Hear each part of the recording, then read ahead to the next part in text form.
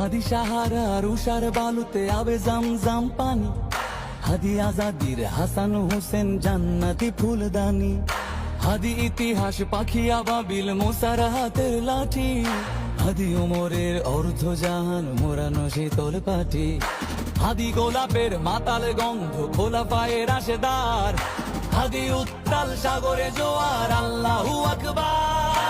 আবু বকরের সিদ্দিক থেকে আলোর ঝর্ণা এনে হাদি জেগেছিল তরুণ আলীর সাহসের সুধা টেনে।